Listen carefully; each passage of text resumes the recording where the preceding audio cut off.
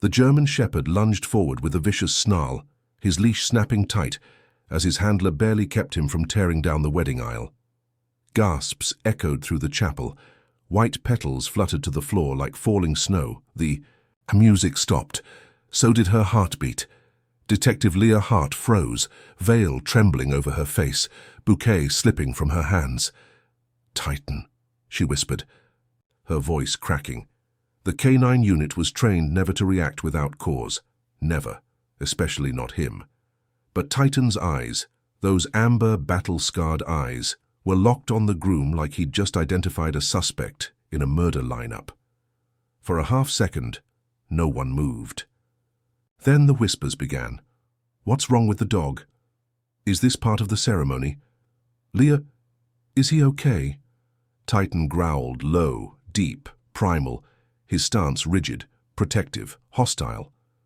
The groom, Captain Joel Mercer, decorated veteran, public hero, the man Leah was about to marry, stared back at the dog, not with confusion, but with fear, a flicker, almost too fast to see. Joel's smile faltered, his jaw clenched, not in shock, but recognition. That's when Leah felt it, not just the chill in the air, but the sudden burning certainty that something was off. The hairs on her arms rose. Her training kicked in, tactical awareness, gut instinct, adrenaline-fueled clarity, and Titan. He hadn't barked since that night in the warehouse 2 years ago. The night he saved her from a bullet and nearly died in the process. He only barked like this, when he sensed a threat, and he never barked at Joel before.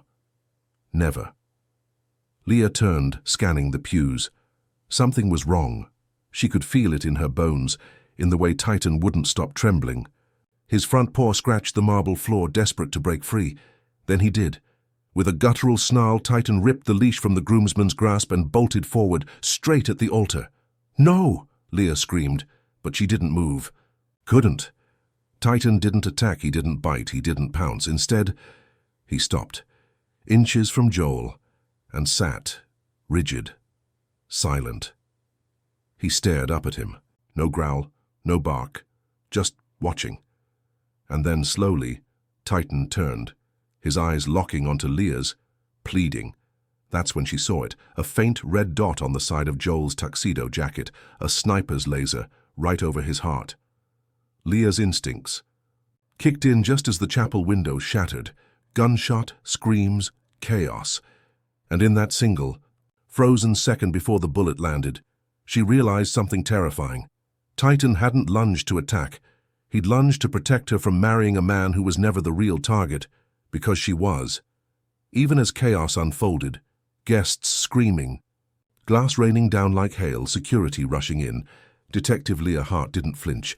She was trained for this, raised for this, but she wasn't ready for this. Not today. Not after everything she'd buried. Not after what happened to Alex. She stood motionless in her wedding gown, breath shallow, eyes locked on the bloodless face of the man she was about to marry, wondering not why this happened, but why Titan had known before she did. 2 years earlier, they said Leah Hart was born into the badge. Her father was NYPD. So was her mother, killed in the line of duty when Leah was only 9. The bullet was meant for her partner. It hit her in the throat. Leah remembered the funeral more clearly than her last birthday. So no, she didn't grow up on fairy tales. She grew up on field reports, sirens, and silence. By 25, Leah was already a lead detective in organized crime, cold, composed, precise. But there was one case, the one that changed everything. A sting gone wrong, a human trafficking ring. The night her partner, Detective Alex Rourke, was shot in an ambush. She'd been seconds too late. She held his hand as he bled out, promising she'd bring them all down. She kept that promise, but she lost everything else in the process, her sleep, her peace, her ability to trust. And then came Titan K9 unit. Day 1. They said he was unfit for duty. Too aggressive, too unpredictable. She disagreed. Titan had a scar under his left eye and a calm fury behind his gaze. They were more alike than anyone realized. Their bond formed faster than anyone expected. He didn't obey anyone but her, not because of training, but because they both knew what it meant to lose the ones you were supposed to protect. And now, on her wedding day, he'd broken every protocol to save her again. From what? Or from who? Joel had been the one stable thing in her life. He helped her laugh again, taught her to let go. He wasn't a cop. He was Army intelligence. A man who understood silence, who carried his own scars but never made her hold them. So why did Titan growl at him like he was wearing the enemy's uniform? Why was there a sniper targeting her, and not the man tied to military secrets? Why now? She knelt beside Titan in the ruined chapel, brushing the shattered glass from his fur, her heart pounding in her throat. He wasn't shaking anymore, just watching her, as if waiting for her to remember something she missed, something that would explain why this didn't feel like the first time she'd been marked. In that moment, Leah realized something that chilled her to the marrow. Titan had never reacted that way to anyone. Except once, the night Alex died, and suddenly buried memories clawed their way back. Alex's last words, the warehouse, a shadow in the distance, a face she never reported, a detail she never processed. And now it was all rushing back, with Joel standing at the center of it. Buckle up. We're heading into the heart of the storm. The chapel was cleared within the hour. Security swarmed the perimeter. Police cordoned off the street. Guests were ushered into vans, whispers bleeding through the air like fog. Was it a hit, a political thing, military revenge? But Leah knew better. This wasn't random, it was surgical. She sat alone in the church's antechamber, still in her gown, blood speckled along her sleeves from shattered glass. Her badge was tucked beneath layers of silk and lace. Her sidearm, now retrieved, rested on the table beside her, and beside that, Titan, calm, alert, watching the door. Her hands trembled as she scrolled through Joel's military file on her phone, redacted lines, classified entries, entire months missing. His record was too clean, too neat. He never lied to her, or maybe he just never told her the truth. Do you think it was about me? Joel sat across from her now, dress shirt stained with wine and blood, his shoulder grazed from the sniper's bullet. It missed his heart by less than an inch. Too close, too precise. His voice shook slightly, but Leah wasn't listening to his tone. She was watching his eyes. No fear. No confusion, just patience, like a man waiting for a test to end. She leaned forward. Have you told me everything about your past? A pause. Then, no. He didn't blink. The investigation launched before sunset. But Leah didn't wait. She took Titan and slipped out the back. She needed answers. And not the kind IA or the feds would offer. She needed someone who lived in shadows. She needed Sloan, a former CI, hacker, surveillance nut, the kind of guy who could track a ghost through fog. When she arrived at his bunker, an abandoned bookstore wired wall-to-wall with old servers and pizza boxes, he didn't ask questions. Just handed her a flash drive. I pulled every flagged surveillance feed in a 2-block radius of your wedding, he said. There's something you're not gonna like. She slid the drive into his monitor, paused the footage. There, on the roof, behind the chapel, a sniper, tall, lean, scar down the side of his neck. Her breath caught. She'd seen him before. Warehouse, 2 years ago. The night Alex died. Amid smoke and bullets and screams, a figure watching from the shadows. No gun, no orders, just watching. She remembered, thinking he was a hallucination, a phantom, but he wasn't. He was real, and now he was back. The timeline didn't make sense. Alex's death, Titan's bark, a mystery face, a clean fiancé, a sniper shot meant for her. What was the connection? What was Titan trying to tell her? She opened the drawer where Sloan kept old tech, dug through layers until she found the old hard drive she once stored Alex's final case notes on encrypted, buried. She cracked it, and there it was, a folder called Project Emberfall. The files were corrupted, but one thumbnail remained, a photo, a group shot, military, shadowed faces, and Joel. In the back row, but the photo was dated 3 years earlier. Joel had told her he didn't know Alex. that he only joined Army intel after her partner was killed. The timestamp said otherwise. Back in her car, Leah gripped the steering wheel until her knuckles whitened. Titan sat beside her, head low, eyes locked on her trembling fingers. "You knew," she whispered, voice cracking. "You recognized him, didn't you?" Titan leaned closer, gently placing a paw on her lap. It wasn't just a dog's instinct, it was memory, and suddenly it hit her. Titan didn't lunge at Joel to protect her. He lunged to stop her from repeating history. She had been this close once, before trusting the wrong man too late. Not again. Leah didn't go home that night. She went to her old precinct locker, still active under her reserve credentials. She retrieved a USB drive labeled "Do Not Open." It was her last gift from Alex, an audio recording recovered from a tapped phone line during the Emberfall investigation. She never played it. Too painful. Too dangerous. She pressed play and froze Joel's voice. "You said the detective wouldn't be a problem." Another voice, the sniper's, gruff and muffled. "Plans change. She's looking too close again, and then handle it before she gets any closer to the truth." For a moment, it felt over. Leah stood by the Hudson River as the sun sank. Behind a skyline she no longer trusted. Titan lay at her feet, his eyes closed, ears twitching at every siren echoing in the distance. The audio file was in evidence lockup. Sloan had wiped her trail. Joel had been taken into protective custody by Army Internal Affairs for questioning, though she knew what that meant. Silence, cover-up, burial. She'd sent a copy of the file to 3 places: IA, her precinct captain, and her own lawyer. She'd also sent a message: "If I die in the next 48 hours, the audio goes public." It was the only insurance she had left. But as night settled over the city, something strange happened. No response. No calls, no threats, just stillness. She returned to her apartment for the first time in 2 days. Everything was untouched. Titan sniffed the hallway. No alerts. No tension. Her coffee mug sat where she left it. Even the wedding dress was still laid out, waiting to be packed away like a ghost of who she used to be. She took a long shower, let the water burn, washed the fear from her skin. She didn't even hear the door click open, not until Titan growled. She stepped out in a towel, heart suddenly racing.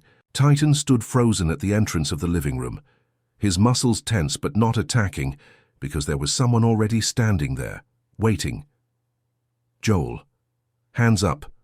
No gun, just eyes full of something Leah couldn't read. "I didn't come to hurt you," he said quietly. "I came to tell you the truth." Her hand hovered near her sidearm. "I've heard enough truth for a lifetime." Joel didn't move. "You were never supposed to be part of it, Leah. It was Alex." He found out. "About Emberfall, he made noise. I was ordered to silence it. But I didn't know you were working the case with him. Not until it was too late. You watched him die." "I watched him die because I thought it would end it, but it didn't. Emberfall was bigger than us, bigger than the army. You lied to me. You let me fall in love with you. I didn't mean to." "Didn't mean to what? Fall in love or let me almost get killed?" Joel looked down, silent. Then finally said, "I came here to help you disappear." She blinked. "What?" "They'll come after you, not now, maybe not for weeks, but eventually. They'll make it look like an accident, like your partner, like so many others. I can't stop them. But you're one of them. I was one of them. Until I met you." He slid a folded document across her coffee table. "Coordinates, new ID papers, burner phone, passports. You can run. Start over." Leah looked down, then at Titan. The German shepherd had inched closer to her, growling softly, and then she realized something horrifying. Titan wasn't growling at Joel, he was growling at the document. The paper reeked of chloroform. Her eyes shot back up, but Joel was already gone, door left open, air dead still. For a brief second, Leah had believed the worst was behind her. But this wasn't a resolution. It was a reset.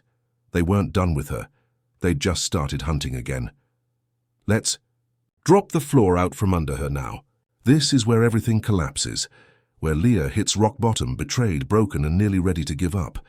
But pain has a way of sharpening the truth.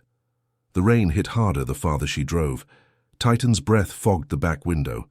As Leah pushed her truck through winding back roads with no destination, just movement, just distance. She didn't cry, didn't scream, didn't speak. She just drove until even her GPS gave up, and the road turned to gravel. Then she killed the engine and sat there, in the silence. Every part of her body felt disconnected, like her. Soul had been pulled out and left somewhere in that apartment, with the forged passport, with the man she almost married, with the truth that Alex wasn't just a casualty, he was a warning, and she'd ignored it. Titan nudged her shoulder, whining softly. She didn't respond. Because what was left to fight for? The department would never touch Emberfall. The military would silence every trace of the file. Joel would vanish, or worse, reappear under a new name, wrapped in a new lie. She couldn't trust her badge, couldn't trust the law, couldn't trust herself. And now the weight of it all sat on her chest like a tombstone. Her thoughts went to Alex, the way he smiled when she was too serious, the way he covered her on every raid without needing to say a word. He was her compass. And she let them erase him. Not anymore. She pulled open the glove box and stared at the thumb drive she'd kept hidden from everyone, the real one. Sloan had made decoys, sent fake files to Internal Affairs, the captain, the lawyer. But this one had everything. The audio, the witness reports, the list of Emberfall operatives. She was holding the death sentence of half a dozen powerful men, maybe more. But what was the point? Exposing them would mean becoming a ghost, a fugitive. Her target for life, and she was already so tired. She looked back at Titan, his head tilted. Eyes waiting. He didn't judge, didn't push, he just stayed. That's when her phone buzzed. 1 bar, no service, but a text still pushed through from an unknown number. You still don't understand what Joel saved you from. This wasn't about Alex. This was always about you. Her blood froze. She checked the signal and no connection. The message had been scheduled, preloaded, meant to hit her now. When she was alone, she looked around the woods, headlights off, just her and the trees and the cold dripping sky. Titan stood now, back arched, tail stiff, his ears turned toward the trees, and then Leah saw it, a laser dot on the dashboard. She didn't think, didn't hesitate. She grabbed Titan and dove through the passenger door just as the windshield exploded inwards. The sniper hadn't missed this time. They were never going to let her leave, not quietly, not alive on the forest floor. Soaked and gasping, she whispered into Titan's ear, "You were right. Here we go. This is where everything breaks open, where lies unravel, where the story flips again and the truth isn't just painful, it's weaponized." Leah's fingers were numb as she gripped Titan's collar, crawling through mud and leaves under a canopy of whispering trees. She didn't know how long she ran, just that death had brushed past her cheek. Again. They weren't aiming to scare anymore. They wanted silence, permanent. She found an old ranger outpost deep in the Catskills, boarded up, windows busted, but dry and empty. Titan collapsed at her feet, chest heaving, eyes wide. His coat was streaked with mud and blood. Not his, hers. A grazing wound on her arm. She tore fabric from her dress, the same one she was supposed to be married in, and wrapped the gash. It felt like a sick joke now. The bride who ran from bullets, not vows. Her phone battery was dying. She had no signal, but she had the drive, and now she had no reason not to open it. Inside were layers of encrypted files, Sloan's work, but hidden among them was one folder marked simply Truth Justice. She clicked. It opened a video, grainy footage, handheld, night vision, a black site, desert, soldiers, and cages. Men inside, faces bloody, hands zip-tied. Then a voice. Joel's, proceed with Phase 3. No IDs, no witnesses. This never happened. The camera panned across, and there in the shadows, Leah, her uniformed younger, staring at the cages, silent. She had no memory of this, but the timestamp matched Afghanistan, her second tour, a mission she'd been told was a transport. Assist. She watched herself walk into a truck and walk out changed. She had repressed it. They had buried it. The audio returned, Alex's voice, hidden in a second video feed. She doesn't remember. I think they did something to her. She keeps saying there was no raid, that it was just a convoy. But there were bodies. I know there were bodies. He wasn't investigating Emberfall. He was investigating her. Leah staggered back from the screen. Like it had punched her. Titan whimpered, nuzzling her knee. She had been part of it. Not just a victim, a piece. Flashbacks crashed through her skull like glass shattering. A child screaming behind a locked door. Blood on her boots. A voice in her headset whispering, "This is not your memory. Forget." Joel's hand on her shoulder, calming her. Controlling her. The Emberfall program wasn't just an op. It was a conditioning protocol. They broke soldiers down, wiped select memories, reprogrammed obedience. Joel wasn't just an operative, he was a handler. And Leah, she wasn't supposed to. Wake up. But Titan changed everything. He was there in Afghanistan, the one soul not on the leash. He saw the real her. He remembered. That's why he never left her side. Why he barked at Joel. Why he lunged at the wedding. He'd seen this play out before. She dug deeper into the files Alex had known. He discovered the psychological reprogramming buried in Emberfall's layers. That's why they killed him. Not because he was exposing Joel, but because he was protecting her. She looked at Titan again. Tears fell silently now. "Why didn't you give up on me?" she whispered. Titan just laid his head on her. Laughed because he knew there was one last file. A name. Project Emberfall primary asset. Codename Nick status active. Real name Leah Rains. She was the primary target. She wasn't running from a conspiracy. She was the conspiracy, and now they knew she knew. A sound outside, crunching leaves. She grabbed her sidearm. Titan growled. A figure stepped into view. Wet boots, black jacket. Rifle lowered. Joel. But this time no smile. No apologies. Just a calm, deadly resolve. "I told you not to open the drive." Leah leveled her gun. "You programmed me." He nodded. "I also freed you.